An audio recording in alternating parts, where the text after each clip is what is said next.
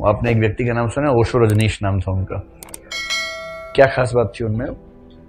दार्शनिक थे और बहुत तार्किक बात करना उनको आता था। आप किसी मुद्दे पर उनके विचार पढ़ेंगे तो हिल तो जाएंगे ही, बेशक आप अंत में स्वीकार करें ना करें, लेकिन वो दिमाग मतलब खोपड़ी हिला देते हैं, ये बात सही है। फिलॉसफी के प्रोफेसर भी थे। आप में से कोई जबलपुर से है? आप तो जबलपुर में कॉलेज है महाकौशल कॉलेज, वहीं से पढ़ाई की आपने? पहले एक ही था, अब अलग अलग हो गए हैं। हाँ, तो महाकौशल कॉलेज में ओशो रजनीश प्रोफेसर थे, ये पता आपको? ये नहीं पता? हे भगवान। महाकौशल कॉलेज में पढ़ाई करते थे, फिलॉसफी पढ़ाते थे। फिर बाद में वो हट गए वहां से और उन्होंने अपना चिंतन मनन शुरू किया।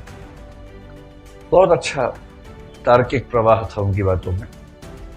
भारत के लोग पागल होने लगे, अमेरिका गए तो अमेरिका पागल हो गया, यूरोप गए यूरोप पागल हो गया, और अमेरिका में एक शहर बसा दिया, शहर का नाम था रजनीशपुरम। अमेरिका की सरकार घबरा गई उस आदमी से, और कहते हैं कि उस समय के अमेरिकी राष्ट्रपति निक्सन ने ये समझकर कि इस व्यक्ति को मैनेज करना आसान नहीं होने वाला है, जैसा ओशो के भक्त कहते हैं, पता नहीं सच है कि झूठ है, उनको गिरफ्तार करवाया और उनको धीमी मौत के इंजेक्शंस लगवाए और फिर रिहा कर दिया।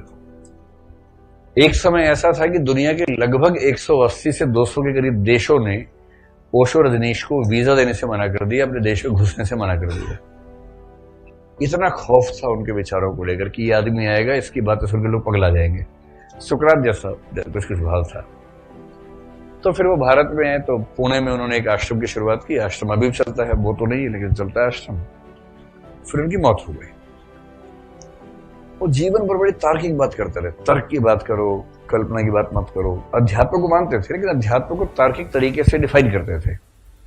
जैसे कबीर है, आध्यात्मिक हैं, भक्त हैं, ईश्वर की बात करते हैं, किंतु तार्किक सीमाओं में रह के बात करते हैं, अतार्किक बात करने से बचते हैं। उसके बाद चेला जो होता है वो चेला ही होता है, किसी का भी हो। चेलत्व वो एक अपने आप में गुण है। तो चेलों ने सोचा उनकी हम जीवनी लिखें।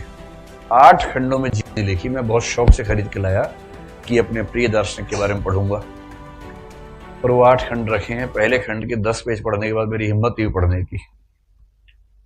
क्या लिखा है शुरू में, आपको पता है? जिस दिन ओशो का जन्म हुआ उस घटना का जिक्र है। उसी रात में नर्मदा नदी में बाढ़ आई। ऐसा लगा कि सारे घर डूब जाएंगे, और जिस घर में बच्चे का जन्म होने वाला था वो भी डूब ना जाए, ऐसी बाढ़ थी। और उसी खौफ के साए में बच्चे का जन्म हुआ।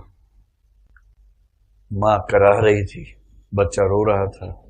नर्मदा नदी का पानी घर में घुसने को बेताब था। लेकिन जैसे ही बच्चे का जन्म हुआ, अचानक बरसात थम गई और बाढ़ का पानी उस घर की चौखट को टच करके लौट गया, जैसे पैर छू के लौटा हो।